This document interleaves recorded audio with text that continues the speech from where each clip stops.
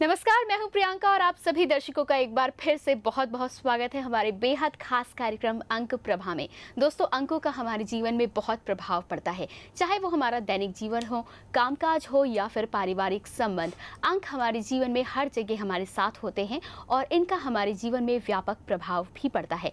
तो क्या है अंकों का खेल, ये जानेंगे हमारे आज के कार्यक्रम में, जिसके लिए स्टूडियो में स्वागत करना चाहूंगी अंक ज्योतिषी एवं बॉडी लैंग्वेज विशेषज्ञ डॉक्टर कुमार गणेश 369 जी का। सर, आपका बहुत बहुत स्वागत है कार्यक्रम में। नमस्कार। जय श्री राम। सबसे पहले तो हमारी कृपा त्रयी परम पूज्य गुरुदेव देवराहा बाबा, माँ बगलामुखी और घोटे वाले को हमारा प्रणाम। जय जीण माता। जी बिल्कुल कुमार जी, तो अपने कार्यक्रम की शुरुआत करते हैं और हमारा सबसे पहला सेगमेंट जो है वो है हफ्ते के अंक। क्या कहते हैं हफ्ते के अंक? भाई, हफ्ते के अंकों की जहाँ तक बात है तो 13 अगस्त से ये आरंभ है हफ्ते का। यहाँ मूलांक 4 और भाग्यांक बनते हैं 7। इसके अलावा जब समापन की बात करें तो 19 अगस्त को हफ्ते का समापन हो रहा है, तो वहाँ फिर मूलांक 1 और भाग्यांक 4, यानी कि इस पूरे हफ्ते में शुरुआत से लेकर अंत तक देखें तो अंक 4 की विशिष्ट भूमिका आ जाती है।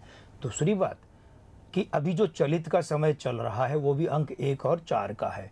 तो भाई ऐसे में चूंकि ये अंक 1 और 4 ये जो दोनों है ना, ये पितृ अंक कहलाते हैं, फादर्स फिगर। दूसरी बात है कि जो पितृ प्रभाव वाले जो लोग हैं उनको यहाँ पर यानी इस सप्ताह में विशेष अनुकूलता रह सकती है।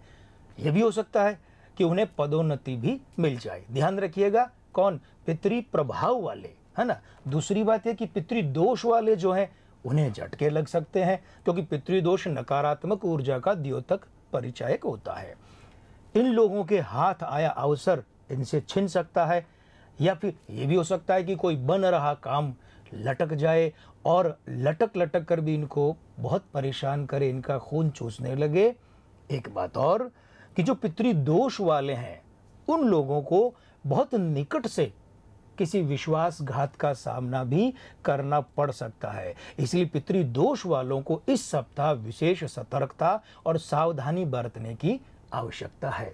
जी बिल्कुल आचार्य जी, तो हम अपने अगले सेगमेंट की ओर आगे ज़रूर बढ़ेंगे, लेकिन इससे पहले आपसे ये जानना चाहूँगी कि इस समय इस हफ्ते जो हैं वो कौन कौन से विशेष पर्व या दिवस हैं? भाई, सबसे पहले तो हम आज के ही दिन की बात करें और समग्र मानव समाज को हम बधाई देना चाहेंगे, शुभकामनाएं देना चाहेंगे, क्योंकि आज है रक्षाबंधन। और ये रक्षा सूत्र जो बांधा जाता है, न सिर्फ ऐसा नहीं है कि बहन ही भाई को बांधे, ये रक्षा सूत्र बांधा जाता है जहां उत्तरदायित्व वहन की बात आती है। वो किसी भी संबंध में हो सकता है, वो राष्ट्र के लिए भी हो सकता है। और अच्छी बात यह है साथ ही साथ में कि 14 अगस्त यानी कि कल के दिन विश्व युवा दिवस मनाया जाएगा। युवा शक्ति ही संसार की सबसे बड़ी शक्ति है। प्रणाम करते हैं हम इस युवा शक्ति को और चाहेंगे कि ईश्वरीय प्रेरणा इन पर अनवरत रहे, इस युवा शक्ति पर, और ये समग्र मानव समाज को उन्नति के पथ पर आगे ले जाने में सर्वाधिक महत्वपूर्ण भूमिका निभाए। और साथ ही साथ मित्रों, 19 अगस्त यानी कि हमारा ये जो सप्ताह है ना, ये हफ्ता खत्म होगा, उसके आखिरी दिन पारसी नववर्ष 1381 में वो आरंभ होगा। हम उसके भी समग्र मानव समुदाय को, विशेष रूप से पारसी समुदाय को अपनी शुभकामनाएं व्यक्त करते हैं, प्रेषित करते हैं। जी बिल्कुल आचार्य जी, तो बहुत सारे त्यौहार लेकर आया है ये हफ्ता। हम आगे बढ़ते हैं और अपने अगले सेगमेंट की ओर रुख करते हैं, हफ्ते की हस्ती। इसमें पाकिस्तान की सबसे पहले बात करेंगे 14 अगस्त 1947। भाई, जहाँ तक बात करें तो एक चीज़ जो है, एक जो बात है वो बहुत स्पष्ट कर लेनी चाहिए। अक्सर ये कहा जाता है कि जहाँ 15 अगस्त 1947 भारत का स्वाधीनता दिवस है, आज़ादी का दिन है, तो वहाँ उसी तर्ज पर, है ना, ये कह दिया जाता है कि 14 अगस्त 1947 पाकिस्तान का स्वाधीनता दिवस है। ये गलत है। ये पाकिस्तान का स्थापना का दिवस है, स्वाधीनता दिवस नहीं है। यहाँ पाकिस्तान का जन्म हुआ था। अब आइए बात करें तो मूलांक 5 और भाग्यांक 7, है ना। आयु अंक जो है वो है पाकिस्तान का 2, क्योंकि 65वां वर्ष है स्थापना का। तो भाई, पहली बात तो यह कि यहाँ मूलांक और भाग्यांक में विरोधी युति बन रही है। अंक 2 और 7 का विरोधी अंक होता है अंक 5। और फिर यहाँ दूसरी बात करें तो मूलांक जो 14 है ना, यहाँ भी अंक 1 और 4। तो ये जो 1 सूर्य का सकारात्मक ऊर्जा का अंक है, 4 नकारात्मक का, जिसे राहु का कह दें, ये यहाँ पर ग्रहण योग बना रहा है। और अगला कैलेंडर वर्ष यानी कि 2012, उसका जो मूलांक बनेगा ना, वर्षांक, वो 5। तो इसके साथ में पाकिस्तान का आयु अंक 2, ये विरोधी युति बना रहा है, उसका वर्षांक 5, इसके मूलांक यानी 14 से जो 5 बना ना, यहाँ तो मित्र युति बना रहा है, लेकिन आयु अंक 2 और पाकिस्तान के भाग्यांक 7 के साथ में विरोधी युति बना रहा है। भाई देखिए, अंक 2 जो है ना, वो राजधानी का होता है, वो दिल का होता है, गठबंधन का होता है, औरत का होता है।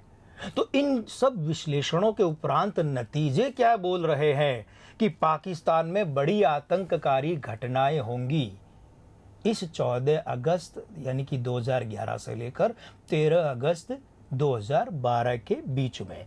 राजधानी या राजधानी जैसी जगहों पर भारी बारूदी विस्फोट हो सकते हैं, हिंसा का रूप बढ़ा चढ़ा रह सकता है। अगली बात, वर्ष 2012 में पाकिस्तान में अस्थिरता बढ़ेगी और यह भी हो सकता है कि शासकों के हाथ में वहां के शासन की कमान ढीली हो जाए। अगली बात कि जो सरकार है या जो सरकारी ओहदेदार है, मतलब सरकार के जो बड़े पदाधिकारी हैं, उनमें और न्यायपालिका में टकराव बढ़ सकता है। हम यहाँ याद दिलाना चाहेंगे कि कुछ दिन पहले यहीं पर हफ्ते की हस्ती में इसी कार्यक्रम में हमने आसिफ अली जरदारी की जब बात की थी, तब ये कहा था कि विशेष रूप से जरदारी का न्यायपालिका से आगामी 1 साल में टकराव हो सकता है, बढ़ सकता है और वो विस्फोटक रूप भी ले सकता है, तनातनी खींचातानी का रूप। अगली बात यह है कि इस 14 अगस्त से अगले 13 अगस्त के बीच में पाकिस्तान में किसी बड़े नेता की हत्या हो सकती है या फिर विवाद या खींचातानी के बाद उसे पद से हटाया जा सकता है।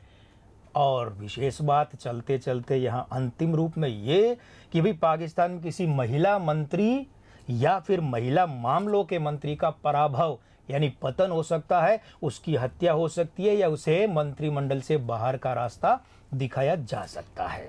जी बिल्कुल कुमार जी, तो यहाँ पर हमने पाकिस्तान की बात कर ली है, आगे बढ़ते हैं और भारत की बात करते हैं। भारत की स्वतंत्रता दिवस की बात करते हैं, 15 अगस्त 1947।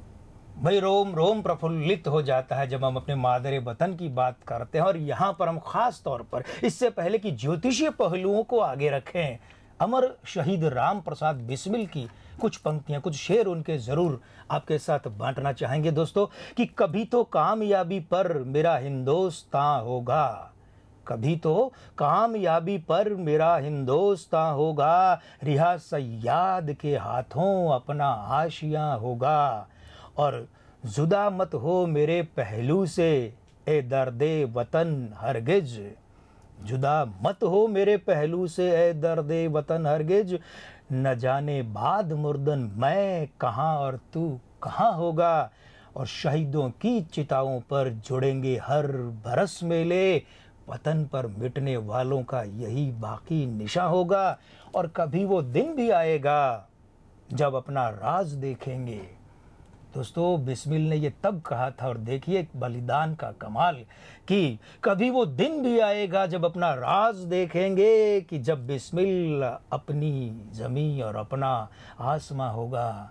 हम भारत के इस राष्ट्रीय स्वाधीनता दिवस पर देशवासियों को, हिंदुस्तान वासियों को, इस हमारे मादरे वतन के तमाम लोगों को लाखों लाख बधाइयाँ, शुभकामनाएं देते हैं। और आइए प्रार्थना करते हैं परमपिता परमेश्वर से कि हमारा हिंदुस्तान हमेशा हमेशा आगे बढ़े और बहुत जल्दी एक बार फिर से जगत गुरु कहलाए।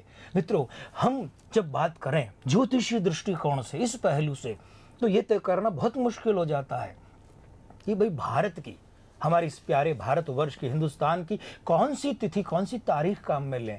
लेकिन आधुनिक समसामयिक घटनाओं के संदर्भ की बात करें, इन विश्लेषणों को देखें, तो स्वाधीनता दिवस की तिथि अपने आप में बहुत बड़ी भूमिका निभाती है ज्योतिषीय विश्लेषणों में। तो यहाँ पर 15 अगस्त 1947, भाई यहाँ मूलांक बना 15 का 6, है ना, मासांक अगस्त का 8, भाग्यांक भारतवर्ष का बना 8, आयु अंक 2, क्योंकि स्वाधीनता का 65वां वर्ष, तो 65 का 6 और 5 11 और 1 और 1 2, तो ये आयु अंक बना 2।